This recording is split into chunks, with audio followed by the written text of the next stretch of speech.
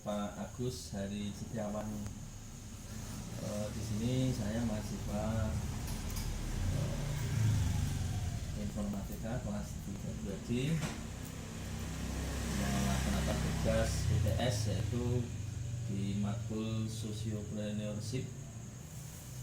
Yang pertama saya memang tertarik untuk membahas masalah KPI minat saya, yaitu kelompok pembudidaya ikan yang terletak di Dusun Brandidul, Tridadi Sleman. Kebetulan di dusun kami sendiri. Nah, ini kami langsung berwawancara dengan Pak Ketua KPI minat saya, yaitu Pak Haji Surono, dan Pak Ketua 2 yaitu Pak Arianto, Sarjana Pertanian. Ini pas sekali ini pertanian, tapi ini pertanian di perikanan gitu ya Pak ya. Ini gini Pak, sebelumnya terima kasih atas waktunya yang telah memberikan kesempatan kepada saya untuk mengerjakan tugas UTS di matkul Sociopreneurship Pak. Jadi di sini memang dasarnya dari sosial, kalau bisa menghasilkan, terutama di masyarakat atau anggota di KPI minat saya. Nah, ini ada beberapa yang perlu saya saya ingin mengetahui Pak, tentang latar belakang dari KPI minat saya berdirinya itu sejak kapan Pak, dan Pak Ketua ini sudah berapa periode? Iya Pak. Bismillahirrahmanirrahim. Assalamualaikum warahmatullahi wabarakatuh. Salam. Begini Bapak Parioto, kita sampaikan saya sebagai Ketua KPI Minat Jaya. Ketua KPI Minat Jaya itu latar belakang didirikannya KPI Minat Jaya yaitu memanfaatkan lahan dari lahan yang punya kas dusun, kas desa Kelurahan Tridadi, yang dulunya itu sebenarnya ditanami padi. Nah, ditanami padi itu memang kurang produktif karena apa? Kurang menghasilkan karena memang di samping lokasinya itu agak eyuk, itu kan kalau padi diserang sama eyuk kurang produktif. Lantas kalau ayam itu juga banyak yang berkeliaran di situ, akhirnya panennya sangat berkurang jauh. Nah, setelah itu berumbuk dari warga masyarakat Brandidul untuk mengajukan ke kelurahan untuk mengajukan bahwa lahan yang ada itu yang dari sawah pertanian menjadi kolam perikanan. Alhamdulillah dari pihak kepala desa menyetujui dengan luas lahan kalau nggak salah itu sekitar 1.800 meter. Nah, lahan tersebut langsung kita bagi ke masyarakat yang di peta-peta ke masyarakat Brandidul. Nah, total kolamnya setelah dibagi-bagi itu kalau nggak salah kurang lebih sekitar 73-an kotak, ya mungkin besarannya beda-beda karena memang ada 2 periode. Periode pertama itu yang atas dengan yang bawah. Yang pertama itu memang berdiri dari tahun kalau nggak salah itu 2011. Setelah ada perluasan dengan yang ada di kolam bawah itu tahun 2017. Nah, saya sendiri mulai aktif di Minat Jaya memang dari kolam yang bawah dari tahun 2017.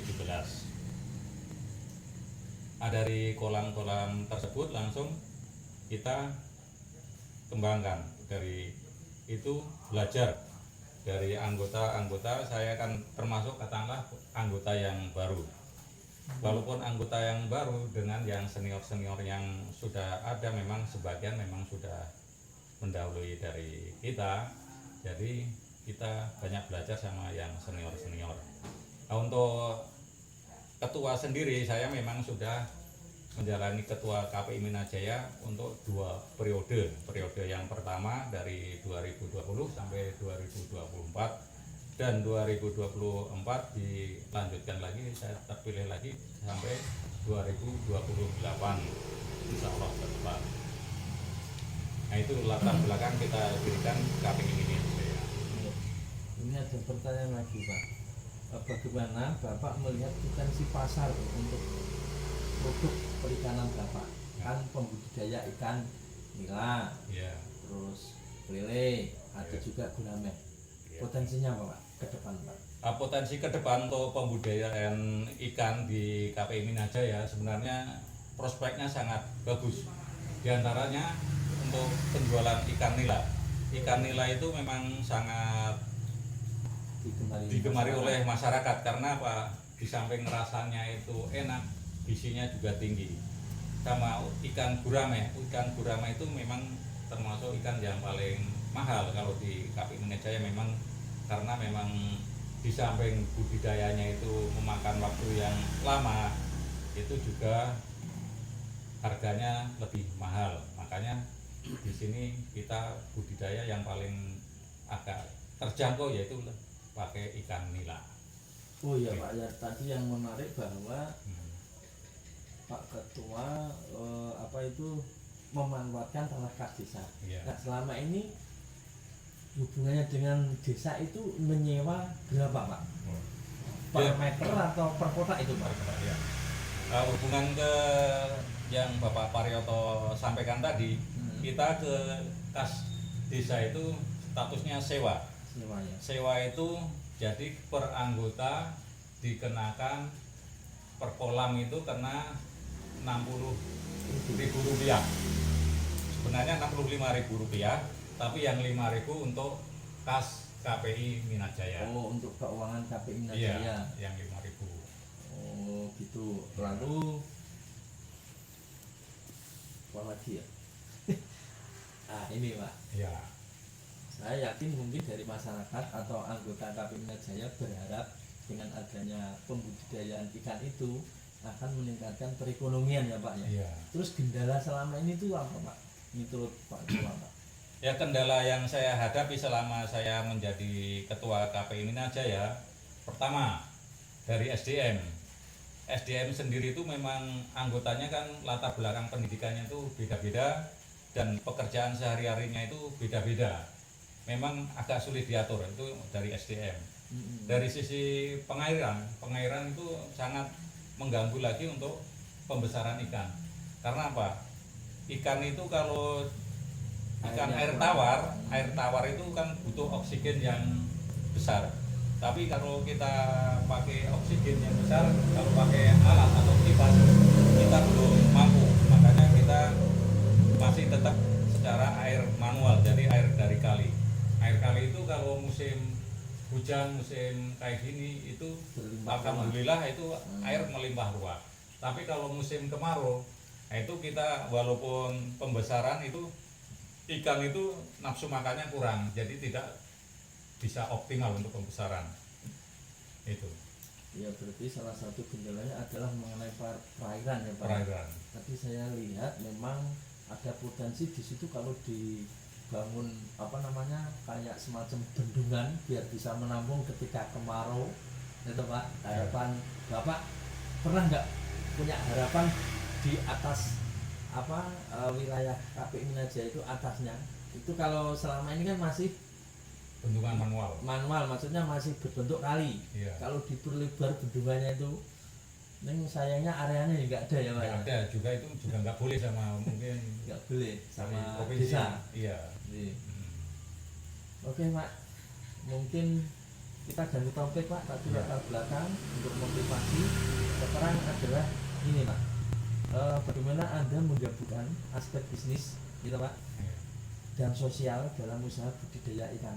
Nah, masalah aspek bisnis dan budidaya mungkin Bapak Ketua 2 bisa menjelaskan, kami persilakan. Oke. Nah, Monggo Pak. monggo. Ya, terima kasih ya. Tadi disampaikan Pak Ketua sudah banyak ya. Mungkin nanti nambahin untuk latar belakang selain lahan yang nggak begitu produktif, mungkin kita tambahkan lagi akan kebutuhan gizi dari masyarakat yang selama ini kurang. Sehingga bagaimanapun juga kalau gizi kurang, kesehatan dan sumber daya manusia juga kurang juga nanti ke depannya, sehingga kita bersama-sama pengurus dan masyarakat itu bagaimana caranya kebutuhan gizi terpenuhi dari hasil kita sendiri. Akhirnya salah satu latar belakang itu mendirikan ikan yang kita kelola dengan baik dan saat ini sudah menghasilkan yang cukup lumayan. Kemudian tadi yang ditanyakan tadi masalah hubungannya antara aspek bisnis sama sosial. Ya. Iya. Kalau aspek bisnisnya jelas bahwa adanya Kolam Minajaya ini anggota khususnya dan masyarakat pada umumnya itu sudah merasakan dampak ekonominya dari hasil budidaya, baik itu penjualan bibit maupun penjualan ikan konsumsi, sudah menghasilkan income atau pendapatan. Artinya dari sisi ekonomi ya tadi ya, Iya. itu sudah sedikit banyak sudah membantu anggota untuk menambah penghasilan di dalam mendapatkan tambahan uang untuk kebutuhan sehari-hari dari hasil budaya yang ada tadi, hasil budidaya ikan yang ada tadi.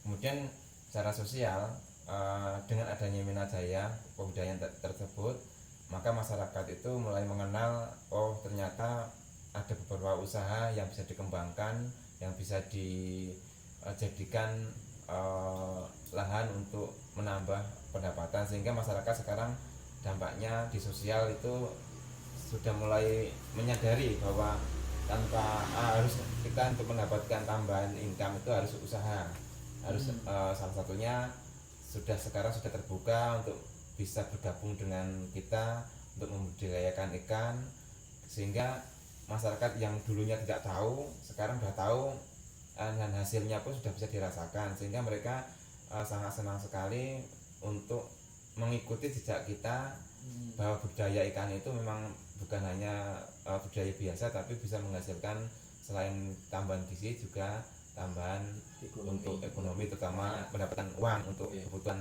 tambahan lagi selain gaji yang dari pekerjaan mereka yang pokok itu. Sehingga sekali lagi saya sampaikan bahwa dampak sosialnya sangat berpengaruh sekali, karena masyarakat sudah mulai mengerti usaha tambahan yang bisa dilakukan di waktu-waktu yang senggang atau waktu-waktu yang luang selain pekerjaan pokok mereka masing-masing. Ya. Kan masyarakat atau anggota kan beragam basicnya. Tadi disinggung masalah SDM. Bisa jadi pekerjaan untuk pembudidaya itu hanya sebatas sampingan atau mungkin juga sebagai pokok. Nah itu bagaimana Pak untuk melibatkan anggota dalam proses pembudidaya ikan? Apakah kita kita briefing atau gimana Pak? Yang jelas memang latar belakang tadi yang disampaikan Pak Ketua satu tadi ya berbagai macam. Tetapi sekarang kan banyak anggota kita yang sudah pensiun dari pekerjaan pokoknya, sehingga mereka mau nggak mau budaya ikan itu sekarang menjadi kebutuhan pekerjaan yang istilahnya pokok lah. Jadi mereka bisa benar-benar fokus pada budidayaan ikan. Kemudian masalah SDM yang kurang, terutama masalah ilmu tentang budaya, kita memang sudah bekerjasama dengan beberapa instansi, terutama dengan Dinas Pertanian yang selama ini sudah mensupport kita penuh, baik itu pembibitannya, kemudian pakannya, kemudian ilmu-ilmu tentang budayanya, sehingga masyarakat yang dulu awam tentang budaya ikan dengan adanya support dari Dinas Pertanian, mereka sudah mendapatkan pelajaran atau mendapatkan informasi tentang budaya ikan yang baik dan benar, supaya endingnya bisa menghasilkan mempunyai nilai ekonomis seperti itu. Iya. Berarti memang dari pemerintah sendiri ada dukungan ya. Ya. Mungkin kayak semacam pinjaman gitu, bagaimana Pak? Ya sebenarnya support dari dinas itu banyak sekali. Salah satunya memberikan fasilitas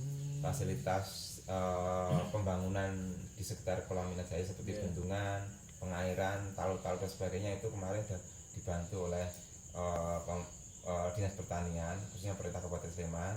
Kemudian saat ini juga sudah disupport lagi untuk pembuatan TPI, tempat pelelangan ikan. Tadi siang saya sama Ketua 1 Pak Haji Surono sempat ke lokasi, tapi memang belum sempat wawancara karena kesibukan beliau. Lalu kami nyoba moto-moto, itu ternyata di sana sudah ada pendopo. Itu tuh dari hasil budidaya dari Pak bantuan dari pemerintah, termasuk yang TPI itu. Iya, Sebenarnya kalau untuk PPI memang pure dari bantuan Dinas Pertanian, khususnya pemerintah Kabupaten Sleman Perikanan.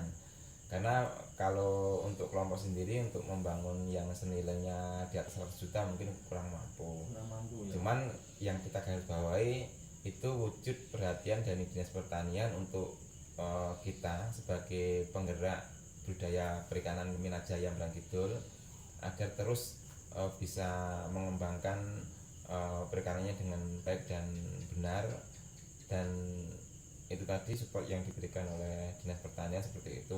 Selain fisik juga pelatihan-pelatihan tentang budaya maupun pasca panennya seperti pembuatan olahan makanan dari hasil pertanian pembudayaan ikan tadi seperti itu.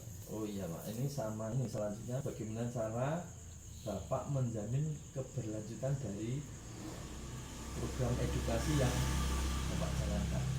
Yang jelas kita bina dulu anggotanya. Kita bina baik dengan ilmu budaya ikannya maupun ilmu pengolahan hasil budaya ikannya, sehingga proses entah itu budaya maupun proses pengolahan hasil ikan tadi terus berkelanjutan, terus tidak hanya berhenti panen selesai ikannya habis selesai dan sebagainya, tapi dengan adanya pelatihan, dengan adanya dengan adanya apalagi itu pengolahan hasil pertanian, jadi secara kontinu akan terus menerus sampai turun temurun mungkin bisa diwariskan kepada anggota-anggota yang lainnya atau anak-anaknya, sehingga tidak akan putus untuk dari proses pembudayaan, pengolahan ikannya, mungkin juga termasuk untuk pemasaran dan sebagainya, sehingga nanti kalau anggota sudah diberi ilmu tentang itu, tentunya tidak ada alasan lagi untuk berhenti di satu titik, dan diharapkan terus untuk maju dan berinovasi kembali terus. Nah, yang namanya bisnis sosial di situ kan memang agak berat, apalagi ini sosial, memang nggak ada apa namanya jauh uangnya ya. Saya lihat memang dari pengurus sendiri pun nggak dapat bayar. Nah, itu pasti termasuk salah satu tantangan Pak. Nah, selama ini tantangan yang terberat itu apa Pak? Tantangannya? Yang di pengurusannya atau tantangan pembudayaannya atau tantangan yang mananya tuh? Yaitu tantangan terbesar yang masih Bapak hadapi saat ini. Sebenarnya tantangan bisa itu di pembudidaya atau mungkin mengelola SDM-nya. Sebenarnya kan banyak faktor, yang pertama yang di kepengurusannya. Yang pertama saya sampaikan kendalanya itu memang sangat sulitnya untuk mencari pengurus yang baru. Pengurus yang baru kadang-kadang anggota itu nggak ada kemampuan tapi nggak mau menjadi pengurus. Kemudian ada yang nggak ada waktu. Terus kemudian berbagai macam alasan sehingga mereka kesadaran untuk menjadi pengurus itu kurang, sehingga inovasi yang ada itu ya cuman seperti itu saja, terus kendalanya seperti itu terus monoton seperti itu gitu loh. Ya. Tuh. Lalu ini Pak, untuk peluang pengembangan usia pembudidaya ikan ini Pak, itu kira-kira ke masa depan itu gimana Pak? Prospek nggak Pak menurut? Ya sebenarnya sangat proses sekali ya. Prospek ya Pak ya. Proses sekali, karena namanya ikan yang berhubungan dengan gizi makanan itu tidak akan pernah hilang, karena pemerintah saja sekarang sudah merogamkan makan siang gratis, tentunya yang bergizi juga itu, tentunya salah satunya mungkin ada ikan dan sebagainya. Saya rasa prospek budaya ikan itu nggak akan mati, nggak akan berhenti selama kesadaran makanan bergizi itu masih selama ditanamkan. Manusia masih bisa makan. Iya, itu. Perlu gizi ya Pak ya. Iya. Karena kadang memang ada loh Pak yang nyiri kayak ayam, tapi dia seneng ke ikan sama. Iya. Seperti itu. Nah, ini gini Pak. Ini kalau saya lihat ini termasuk benar di sini ada sosialnya, tapi juga ada bisnisnya. Nah, mungkin di masa yang akan datang bisa jadi generasi selanjutnya pengen menjadi apa namanya social entrepreneur, istilahnya Pelaku usaha ya. pengen sociopreneur yang ingin berkecimpung di bidang perikanan ini. Maksudnya sarannya bagaimana Pak biar dia yakin kalau budidaya ini memang prospek gitu. Ya memang Sarannya memang Bapak gimana, Pak? kita pemerintah juga menyantangkan bahwa pemuda-pemudi masyarakat tuh punya jiwa entrepreneur atau jiwa usaha. Jiwa usaha. Ya artinya dengan adanya entrepreneur tersebut, jiwa usaha tersebut, ya kalau di lingkup Minajaya ya itu tadi kita mengadakan pelatihan-pelatihan, mengadakan motivasi tentang kebudayaan yang karena fokus kita ke budaya. Ya. Tapi mungkin ada bidang lain yang mengurusi bukan budaya tapi usaha yang lain, tapi yang sini kan budaya. Artinya yang kita sampaikan ya ilmu-ilmu Harus tentang ulet. budaya. Nah, Harus ulet. bagaimana nanti budaya awal itu menghadapi budaya itu seperti apa, mungkin jangan sampai nanti baru berjalan 1 bulan sudah menyerah karena nggak sabar dan sebagainya. Kemudian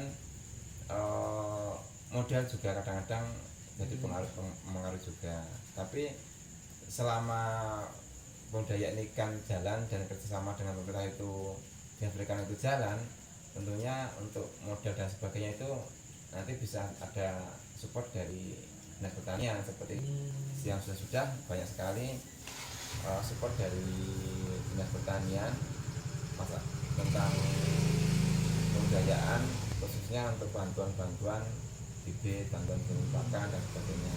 Jadi kalau kita menyampaikan jiwa usaha ke anggota-anggota yang lain atau generasi muda ya penerusnya kalau ada, ya penting jangan putus asa, kemudian dijalani dengan terus menerus kontinu, nanti hasilnya tentu akan mengikuti gitu ya. Manjada wajada. Iya. Ya.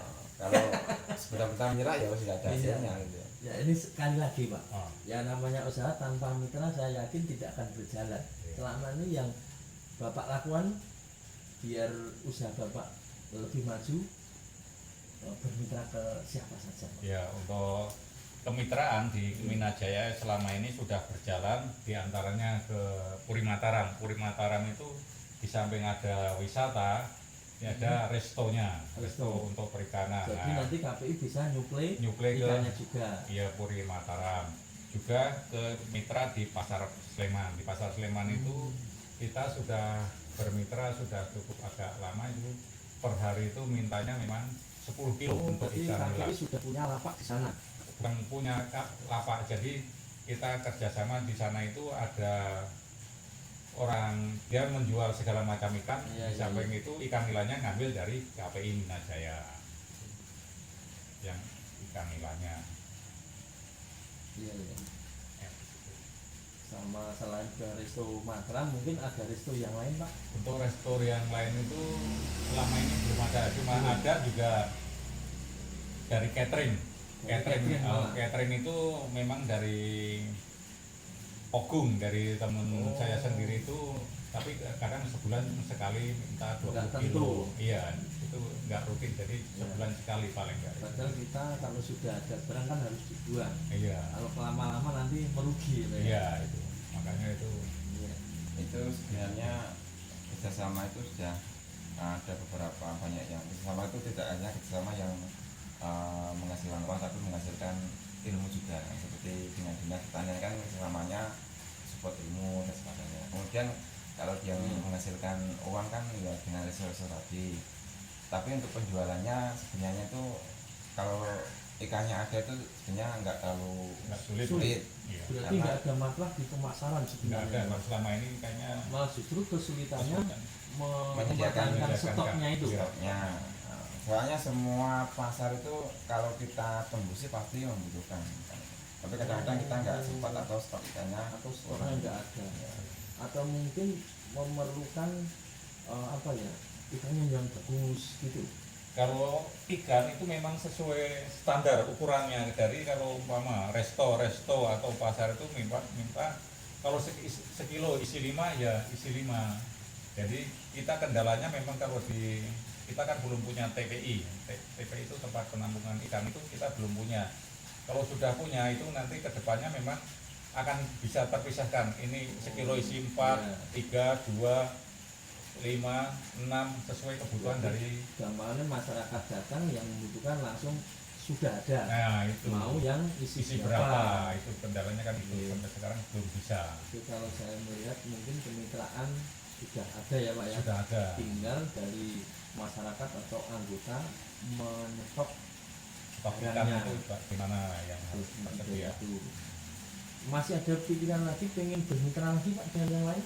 Nah, kita bermitra lagi memang belum ada, memang rencana ke depan kita akan mengembangkan dari TPI Mina Jaya itu, KPI Mina Jaya itu akan kerjasama sama wisata untuk Puri Mataram. Jadi kedepannya memang Puri Mataram itu sudah mengajak kerjasama untuk wisata perikanan di KPI Mina Jaya.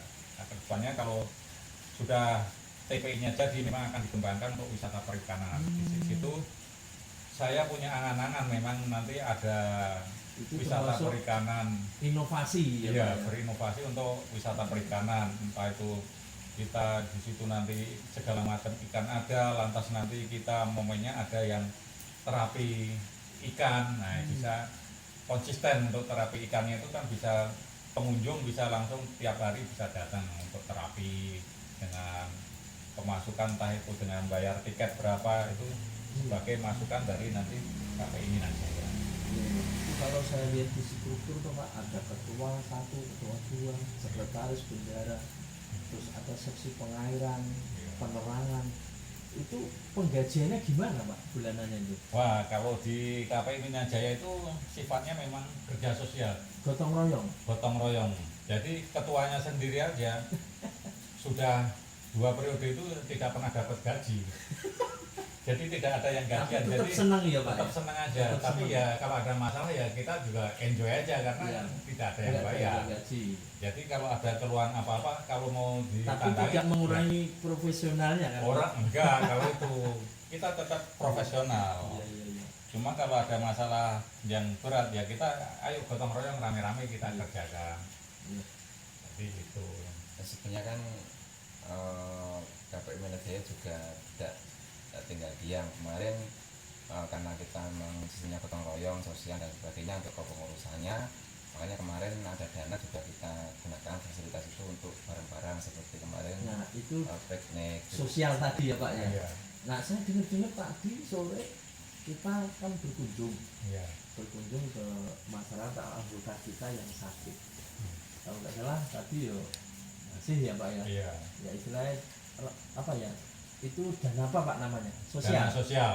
Nah dapat dana sosial itu dari mana Pak? Oh, dana sosial itu kita kumpulkan dari pertama dari iuran kita tiap bulan itu kan ada pertemuan yang namanya arisan. Iya iya. Arisan itu jumlahnya per anggota itu 30.000. Iya. 30.000 itu kita yang 10.000 dibagi 2 lagi, yang 5.000 untuk listrik, Ya. lantas yang 5.000 lagi untuk sosial dan biaya minum di tempat yang ketempatan. Ya. Ya katakanlah dibulatkan kalau yang ketempatan untuk arisan itu kita tempatkan kasih uang dana minum tuh 120.000. Nah kalau untuk sosial kita menjenguk orang yang sakit itu kita batasi memang kalau yang sakit itu dengan catatan opname. Kalau opname Baru dapat dapat dana sosial. sosial dari KPI Mina Jaya itu sebesar Rp300.000. Ya, alhamdulillah lumayan ya. Ya, kalau Tapi saya yang nggak berharap dapat. iya, kalau meninggal itu dapat santunan dari KPI Mina Jaya Rp500.000. 500.000 itu Ya. dari dana warga ya Pak. Ya dari dana sosial yang Dari kita dana kumpulkan. sosial tadi. Maksudnya ya tidak apa istilahnya ngurusui uang keluarga ya Pak. Enggak itu. Hasil dari apa pembudidaya ikan Budidaya tadi ikan. mudah-mudahan ya Pak ya. Iya. Apa lagi ya? Mungkin sementara itu ya Pak. Saya sangat senang sekali Iya. Bapak telah meluangkan waktunya dan terima kasih banyak. Iya. Mungkin ada tutur kata saya yang kurang berkenan, saya minta maaf. Yang intinya sebenarnya kami ingin menggali Pak, saya juga pengen apa ya istilahnya menjadi apa Pak tadi entrepreneur ya. Tapi ini judulnya sosio entrepreneur. Ini sifatnya ke sosial. Kalau entrepreneur pure itu betul-betul bisnis itu ya Pak. saya juga agak bingung sosio apa? Sosiopreneurship. Kalau Pak Agus ini menjelaskan, saya nangkapnya dari kegiatan sosial, di situ ada income gitu Pak. Beliau menekankan di situ sebenarnya ada peluang. Nah, mudah-mudahan ya mungkin kedepannya lebih ke entrepreneur gitu ya Pak ya. Tapi beda ya Pak itu, artinya beda ya basicnya ya. Iya nek disebut entrepreneur kan Sama-sama ya sebenarnya ke penciptaan usaha, usaha gitu. Ya monggo yang mengartikan nanti seperti apa juga. iya. Nah, karena ini lebih ke sosial, Sosialnya. untuk sosial kemasyarakatan. Ya memang saya juga termasuk masyarakat dan saya merasakan. Yang pertama selain terhibur, kita juga saling bersilaturahmi, itu ada income. Saya rasakan ada income. Terima kasih banyak Pak Ketua, Pak Haji Surono dan Pak Saryanto. Semoga selalu sehat Amin. Amin. dan sukses selalu. Amin. Terima kasih ya Pak. Ya. Besok dilanjut lagi ya Pak. Ya. Oke. Demikian tadi Pak Agustinus, kami telah observasi dengan Pak Ketua 1 Pak Haji Surono dan Ketua 2 Pak Taryanto, sarjana pertanian. Kurang lebihnya saya sudah mengetahui tentang latar belakang daripada KPI Jaya dan beberapa tantangan yang harus dihadapi ke depannya. Mungkin itu dulu yang bisa kami sampaikan Pak. Terima kasih. Selamat malam dan assalamualaikum warahmatullahi wabarakatuh. Waalaikumsalam.